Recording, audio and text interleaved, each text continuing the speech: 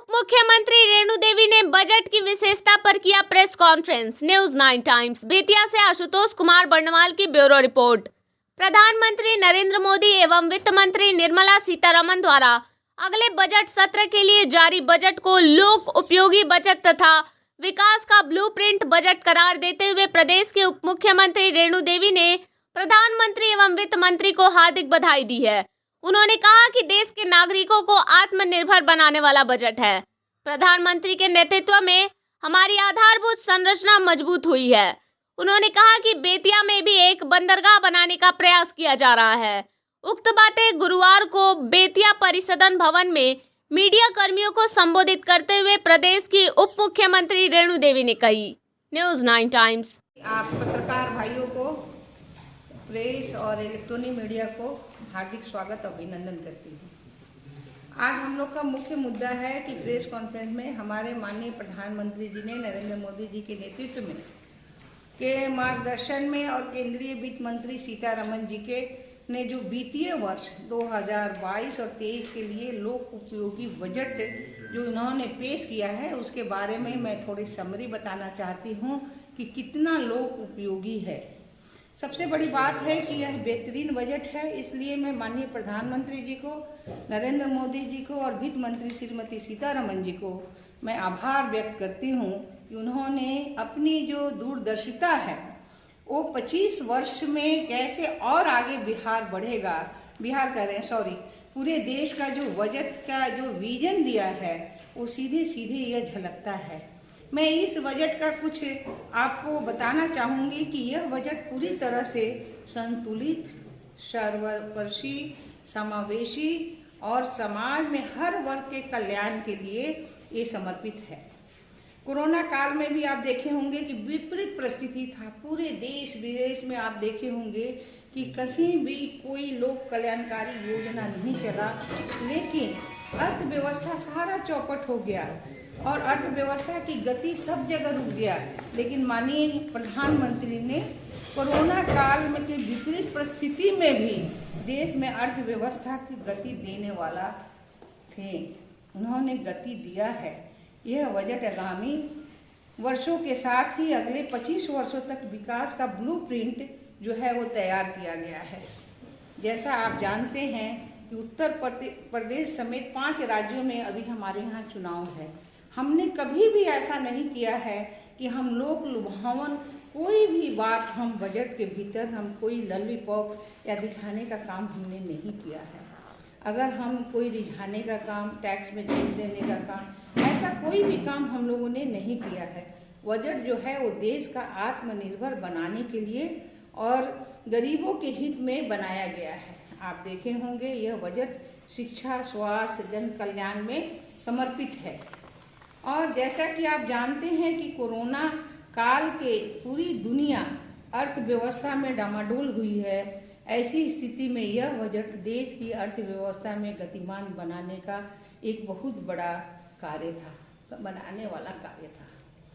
और अंतर्राष्ट्रीय मुद्रा कोष के मुताबिक अगर हम देखें तो 2022 में भारत की विकास दर जो है वो 9% से अधिक तथा वित्त वर्ष में 21 और 22 में ये 8.5 के आसपास रहने का अनुमान है।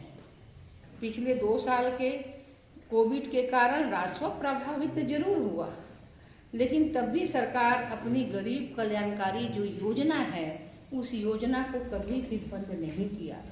और यही कारण है कि कल्याण में राहत पैकेज का बड़ा ही खर्च हो रहा था। आप देखे होंगे कि 5 केजी अनाज का जो हम वितरण कर रहे हैं या आत्मनिर्भर बनाने के लिए आत्मनिर्भर योजना के तहत उद्योग धंधे को आवश्यक आर्थिक मदद में दिए गए।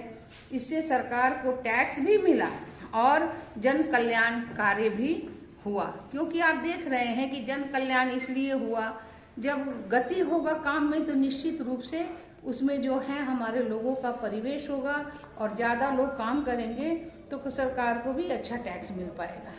सरकार ने आयुष्मान योजना से दुनिया में एक नज़ीर पेश किया। कहीं भी पूरे देश में ये नहीं है कि हम 5 लाख रुपया अपनी गरीब जनता को हम दे इलाज कराने के लिए इन्होंने इस व्यवस्था को और भी सुदृढ़ और मजबूत किया है।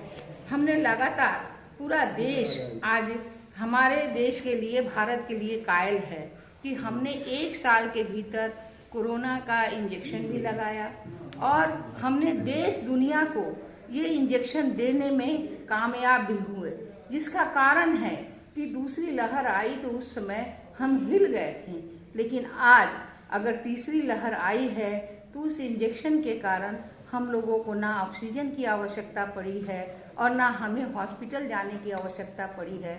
अगर हॉस्पिटल गया है लोग तो मुश्किल से 2 से 5% लोग हॉस्पिटल में गए। अगर जिसकी मृत्यु भी हुई है कोरोना से नहीं, उनमें कोई ना कोई जरूर जो बीमारी था, पुराने बीमारी थे उसके कारण हुई, लेकिन कोरोना काल में हुआ तो कोरोना को हम लोगों ने ध्यान में रखते हुए कोरोना का ही हम लोगों ने दिया है कि कोरोना में उसकी मृत्यु हुई है। सरकार आयुष्मान से जो पेश किया है इसमें सबसे ज़्यादा हमने अगर देखें तो टीकाकरण आज जो हमारे 100 करोड़ तो हमने पहले दिया, उसके बाद हमने 18 साल के ऊपर के लोगों को दिया, उसके बाद हमने 15 से 18 तक किया और आज 13 से हम 15 तक किए हैं। ये बहुत बड़ा एक कल्याणकारी काम हुआ जो अपना देश स्वयं अपने ऊपर निर्भर है, देशों को दे रहा है, दूसरे को मदद कर रहा है। इस स्थिति में अगर हम देखते हैं तो मुझे काफ़ी गौरव होता है अपने प्रधानमंत्री पर, अपनी सीतारमन जी पर, कि उन्होंने जो देश में काम किया है सचमुच एक काबिल तारीफ है। अगर हम देखें कि हमारी जो सदी गति की अभी देखे होंगे कि हमारा जो काम चल रहा है, हम किस तरह से देश को सती और गति में हम बदल सकते हैं, उसमें कैसे हम गति दे सकते हैं, कैसे उसमें हम आगे काम कर सकते हैं, उसके लिए सड़क, रेल, एयरपोर्ट, बंदरगाह सबका विकास हो रहा है और जिससे देश में आधारभूत संरचना मजबूत हो रही है। अभी हाल में देखे होंगे कि हमारे जहाजरानी मंत्री आए थे सोनेवाल जी, उन्होंने 200 टन अनाज, मैट्रिक टन अनाज उन्होंने यहाँ से गुवाहाटी को भेजा है और वो जो है बांग्लादेश होते जाएगा। बांग्लादेश के भी वहाँ से माननीय मंत्री महोदय जुड़े हुए थे, खालिद भाई साहब। तो सभी से हम लोगों ने जो अलग दूसरे देश से, भूटान से जो जल मार्ग से हम काम कर रहे हैं, उससे नेपाल भी हमारा बढ़ोतरी में जाएगा, भूटान भी जाएगा। हमारा पारस्परिक जो संबंध है वो भी मजबूत होगा और हमें काम भी, रोजगार भी मिलेगा। ऐसे नए बंदरगाह का भी छपरा में जो है सोनपुर के पास में वो भी हमारा बन रहा है और हम लोग आशा करते हैं कि हमारे भी यहाँ बेतिया में भी एक बंदरगाह बनने के क्रम में हम लोग कोशिश कर रहे हैं कि हमारे यहाँ भी एक बंदरगाह जो बने, जिससे हमारा नेपाल नज़दीक हो जाए और उससे हमारे यूपी तो जा ही रहे हैं, लेकिन और भी रास्ता हमारा मार्ग उत्पन्न हो जाए। केंद्रीय बजट में जो वित्त मंत्री ने गेहूं, धान न्यूनतम समर्थन मूल्य में जो हमारा MSP का जो खरीद के लिए उन्होंने 2.37 लाख करोड़ का प्रावधान किया है, किसान हित में ये बड़ा मील का पत्थर साबित हो रहा है। लगभग 200 टीवी चैनलों के माध्यम से जो हम कहते हैं कि हमारा एजुकेशन, हमारे बच्चे की शिक्षा दीक्षा अच्छी हो, एक ही डिजिटल यूनिवर्सिटी भी खोला जाए, इसके लिए भी उन्होंने व्यवस्था की है कि डिजिटल यूनिवर्सिटी के माध्यम से हम 200 चैनल के माध्यम से हम छोटे छोटे बच्चों को डिजिटली हम कैसे, आने वाली पीढ़ी को हम कैसे तैयार करेंगे कि हमारी पीढ़ी हर तरह से लैस रहे, इसके लिए उन्होंने काम किया है। और देश के युवाओं के लिए उन्होंने कहा कि 60 लाख नौकरियां सृजित की जाएगी, उसके अतिरिक्त भी 30 लाख नौकरियां और भी सृजित की जाएगी, क्योंकि जब हमारा काम बढ़ेगा और हर तरह से हम काम में जब आगे कामयाब होंगे तो निश्चित रूप से हमारा इतने बच्चों का उसमें जो है नौकरियां मिलेगी।